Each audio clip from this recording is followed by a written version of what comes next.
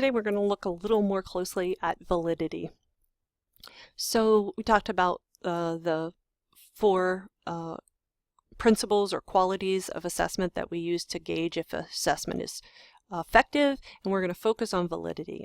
The basic definition from 1922 was an assessment that is valid if it, quote, really measures what it purports to measure.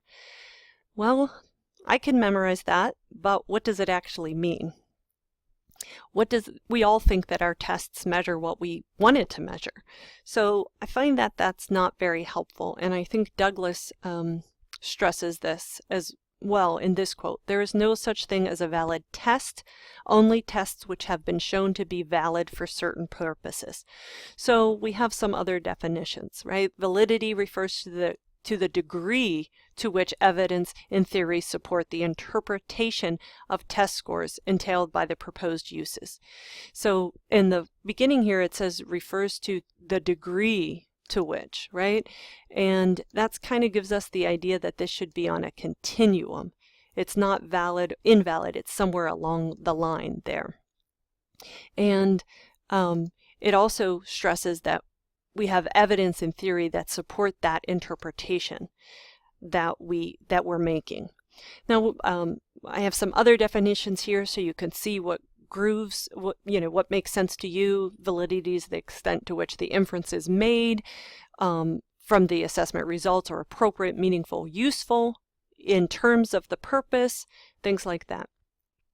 It's very important to think about the purpose because you could have created a wonderful test. You used it year after year, and it was always very useful for assessing the student's knowledge. And then one year you're moved from second grade to fifth grade, or fifth grade to second grade, and then that wonderful test is no longer valid for that.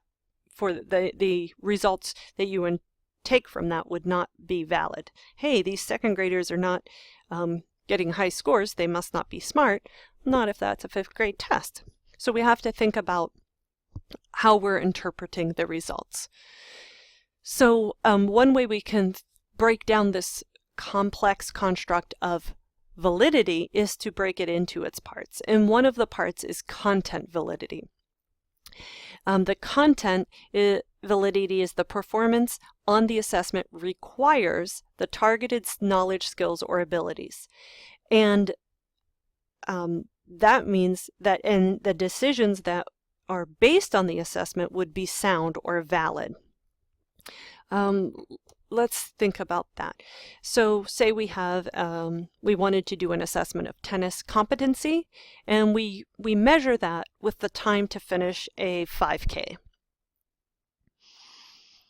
Now, and the second one is a spelling contest for communicative competence.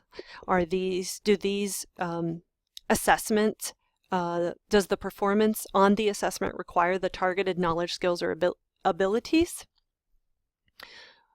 Well, no, right? It can be a little bit tricky because you might say, well, if you're going to play tennis well, you're going to have to be very mobile, you're going to have to be quick. Yes, that's true, but that's not the performance on the assessment. You could be very, very fast, right, and do really, really well, but that doesn't require the targeted skills of playing tennis. So that's not doesn't have content validity. And same with a spelling contest with communicative competence, because as we know, again, spelling is a part of writing, and we need to write well to communicate, but there's more to it than that. Okay, so the next one is criterion-related validity. And this is how well the results of this assessment corresponds to the results of others, like concurrent, and this has two parts, concurrent and predictive. Concurrent is just at the same time, right? Other indicators of the student's current ability. And we do this in the classroom a lot because we don't just measure the students once, right? We assess them lots of times. And we often say to ourselves, well, this is weird when a student who normally does really well does poorly, right? We wonder about that. We wonder if that test was valid for that student. Maybe something was happening with that student that time. And predictive, that when comparing the results on an assessment on future assessments. A good example in the field is if I'm teaching a TOEFL prep class, I would want that my students to pass the TOEFL, right? That's the goal. I should be teaching them the skills that they need to do that second test. If they're passing my class and not passing the TOEFL, it doesn't have predictive criterion related validity. The third one is construct validity, and it's how much the assessment really reflects the abstract construct, like proficiency or communicative competence, that it's supposed to be measuring. Now this is really it's heady because it's the abstract construct that we want to be measuring. So let's look at an example. Say we wanted to assess somebody's communicative competence, and we do it with an oral interview, and we're going to use a rubric with pronunciation, fluency, grammatical accuracy, lexical variety, and register, which is the linguistic term for appropriate language, right? We don't want to perhaps use too informal language or swear words, things like that, knowing when the register includes things like that. Okay, so what do you think? Pause and let me know. Pause the recording, think about it, and come back. Okay, so I would say it's pretty good, right? You would want for communicative competence to have pronunciation, all of these things. But what about content? What if somebody has high scores on all of these, but their answers are gibberish or off topic? Would we want to include that? That's something for you to think about. The next thing we're going to do is think about the threats to validity. One is in this field, because it's, again, hard because it's theoretical. Construct irrelevance is when elements that are not connected to the knowledge, skills, or abilities that we want to measure are actually involved in the test. And the second one is construct underrepresentation, where our test or our assessment doesn't include elements that are relevant to the knowledge, skills, or abilities we intend to measure. So let's think about this. The first one, construct irrelevant, we just don't want to do it, right? If we want to measure a student's listening skills, we don't want them to have to be able to read a lot, right?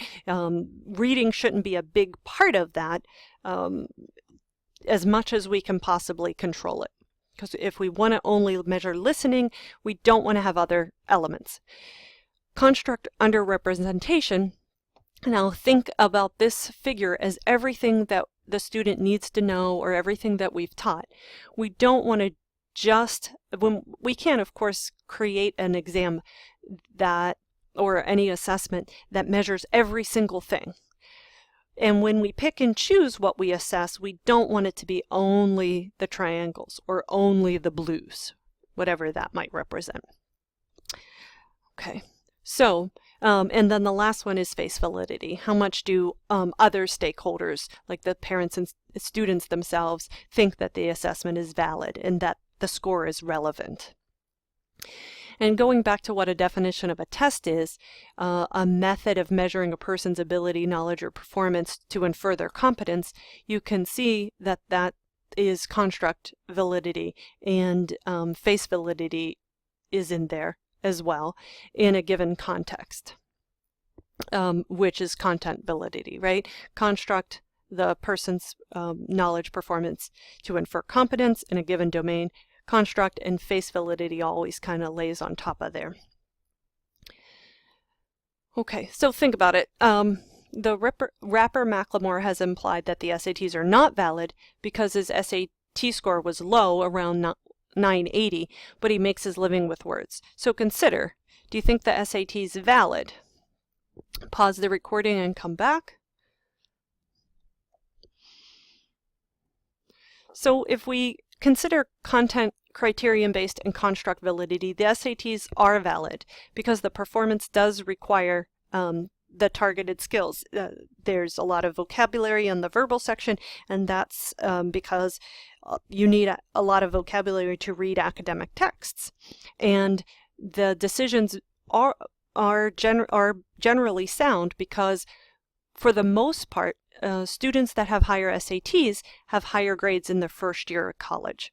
And that's what the intended purpose was. When Macklemore judges the validity of the SATs for his success in the music industry, that's not the intended purpose, of course.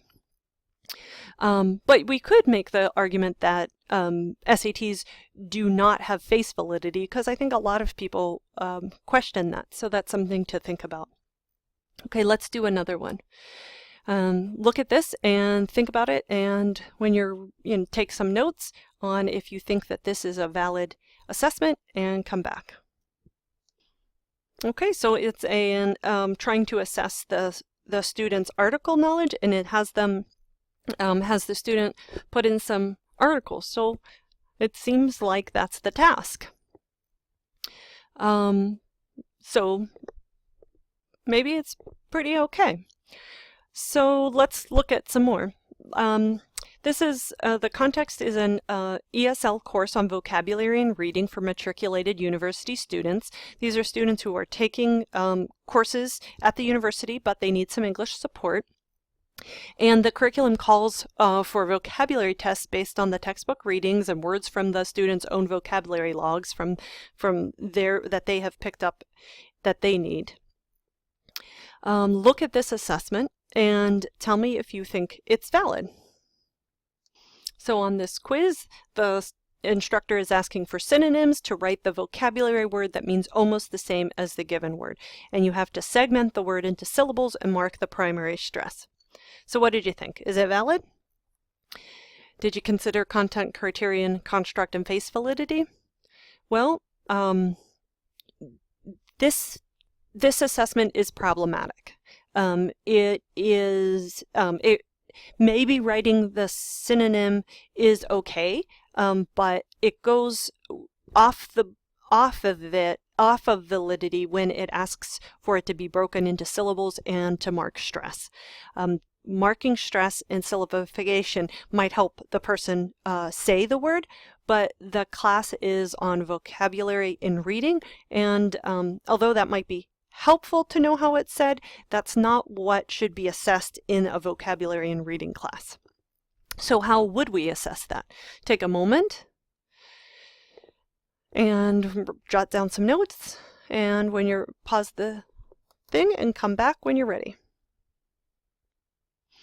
Okay, so how about this? For this synonyms, you're going to circle the word that means almost the same as the vocabulary word. So there's the words, and then there are choices to choose from.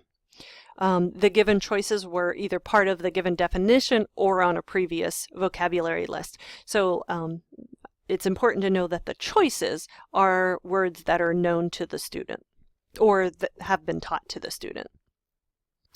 So that has stronger validity for that vocabulary quiz. So we want to always check to see if your assessments are valid. And how do we do that? Well, think about those two threats. Look at the items on the assessment. Are there some elements that are not connected to the knowledge, skills, and abilities we intend to measure, like syllabification in a reading exam or a vocabulary exam? And we do rationalize and say, well, that would be helpful for them to know, which is true, but syllabification and stress would be more in a pronunciation course. And also think about underrepresentation. Are we giving our students enough chance to show all that they need to know? And here are the references.